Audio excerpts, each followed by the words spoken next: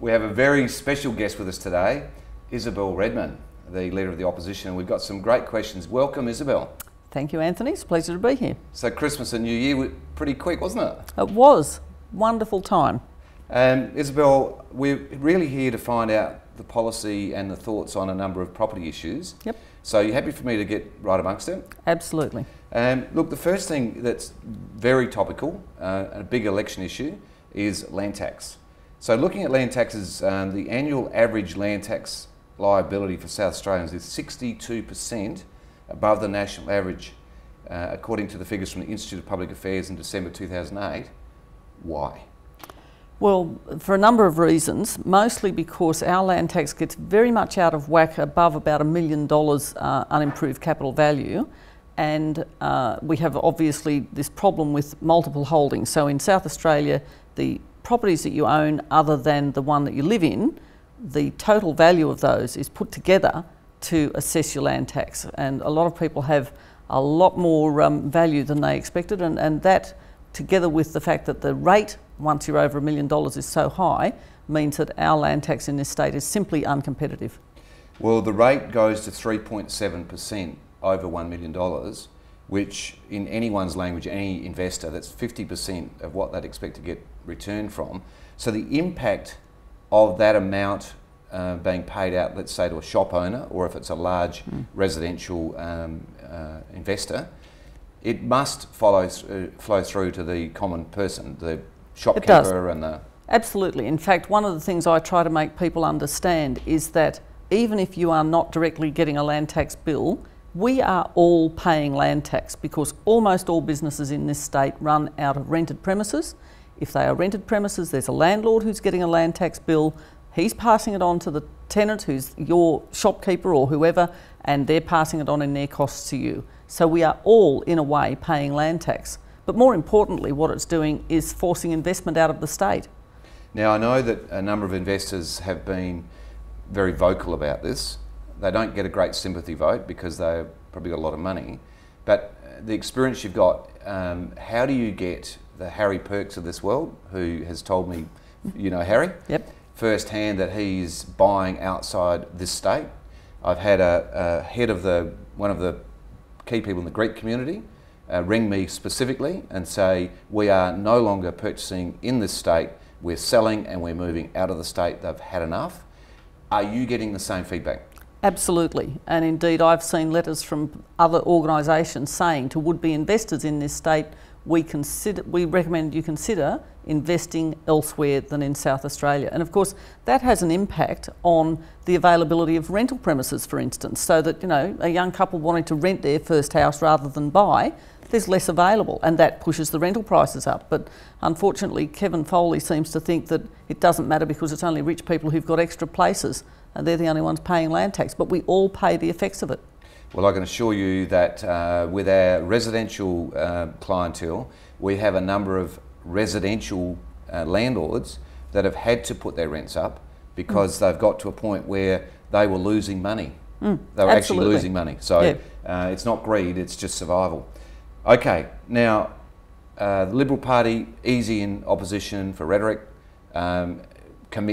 What commitment will you make if you get in on land tax? Well, on land tax we've already made a very specific commitment. It's in two parts, and the first part's the very clear financial commitment that we will raise the threshold from unimproved capital value of $110,000, which is where it's at the moment, to $250,000. So a very significant increase, more than doubling. That will immediately drop out of the system some 57,000 people who are currently paying land tax. Under this government, we've gone from 69,000 people paying land tax to 188,000 people paying land tax. So increasing that threshold will immediately drop out 57,000 people, and it will give a benefit of up to $420 a year to those who are still paying. Now that, I think, will have a good effect on the people at the sort of mum and dad investors who've got the spare house that they're renting out to try to secure their own futures and so on. It will have minimal impact, and we recognise that, on the commercial person. The average person in commercial area is paying some $30,000 on commercial premises for land tax every year, and they're getting massive escalations as the value of their property goes up. So that's the first part of it. The second part is that we have made an absolute commitment that we will bring our land tax into line with the other states so that we will be competitive. Hallelujah. And the big issue from our point of view in the industry is that we are not competitive, and in the property world it's not ideal, because it means that our tenants are paying more money than they need to for that competitiveness. Okay, now, so let's say you've made those changes. Where's the sting? Where do you pick up the extra cash?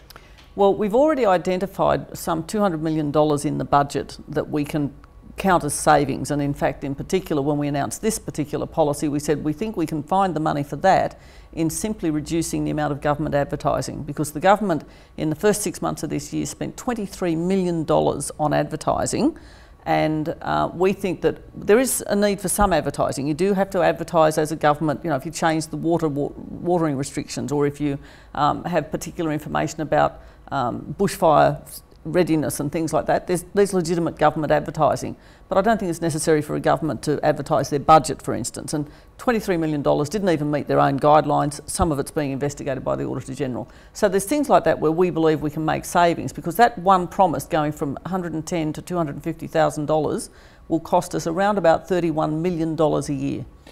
And the top end of town, the big commercial developers or investors, any news for them? Anything on the horizon? Only that minimal saving in the first instance, and the promise that we will attend to this, because although it's not what I call one of the sexy issues that people, you know, it's not front of mind for most electors, they don't their rent's front of mind. That's right.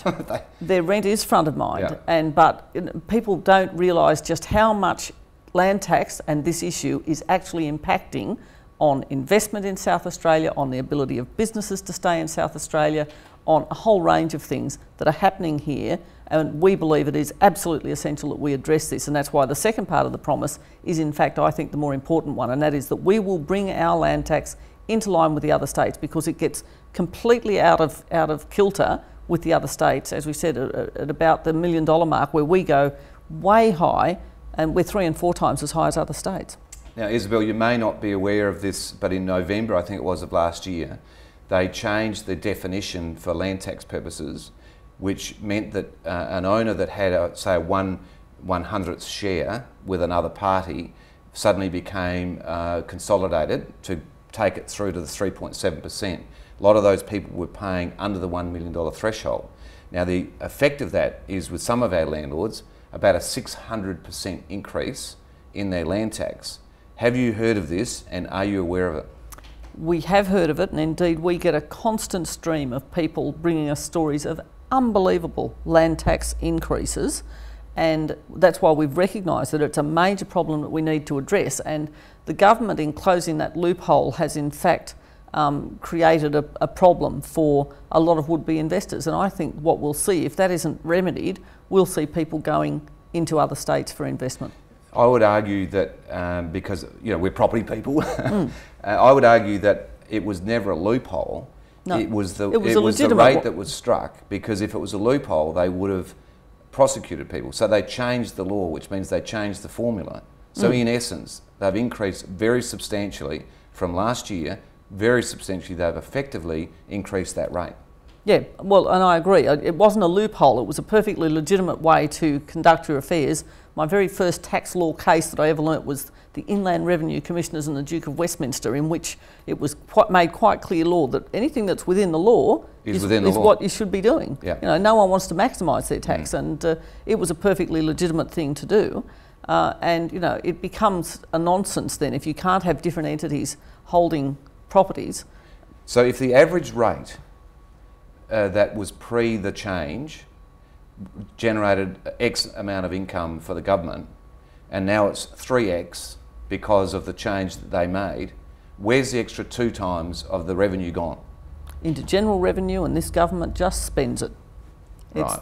It's well, a shame. Will you promise that you'll look into that?